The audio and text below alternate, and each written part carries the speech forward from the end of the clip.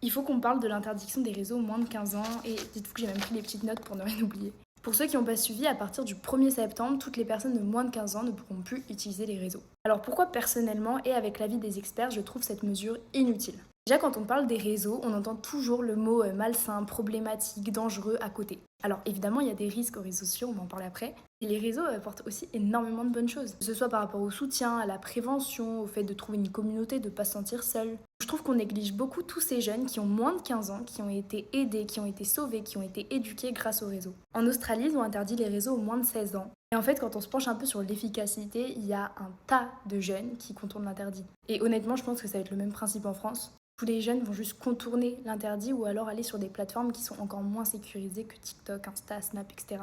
Aussi, quand on écoute tous les discours des politiques sur ce sujet, on nous fait croire que justement, interdire les réseaux aux moins de 15 ans, ça va régler tous les problèmes de santé mentale des jeunes. Emmanuel Macron, il avait écrit une phrase qui m'avait choquée. Il disait en gros qu'à partir du 1er septembre, tous les enfants et les adolescents vont être enfin protégés. Je trouve ça tellement pathétique de réduire toute la protection de l'enfance à l'interdiction des réseaux aux moins de 15 ans. Je dis pas du tout que les réseaux, c'est le monde des bisounours. Bien évidemment qu'il y a des choses hyper néfastes sur les réseaux. Je pense d'abord aux algorithmes toxiques. Tu sais, quand de base t'es pas très bien, que t'es dans ton lit, il est 22h, que tu scrolles et que d'un coup t'as que des vidéos négatives qui t'enferment un peu dans cette boucle, dans cette bulle de négativité. Et honnêtement, c'est hyper grave et ça peut avoir des conséquences irréversibles sur des jeunes qui sont déjà fragiles. À 1000%, il faudrait réguler les algorithmes toxiques pour qu'ils t'envoient des contenus positifs au lieu du négatif.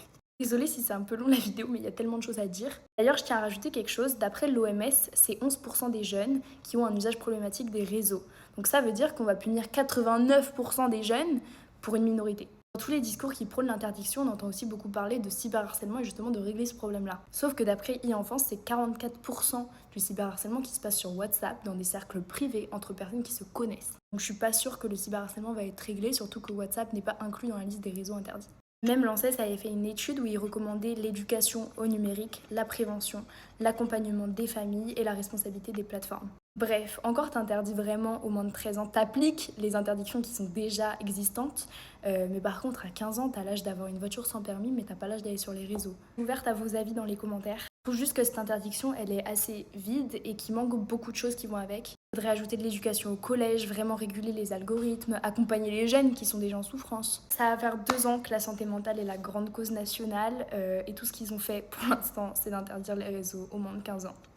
C'est super.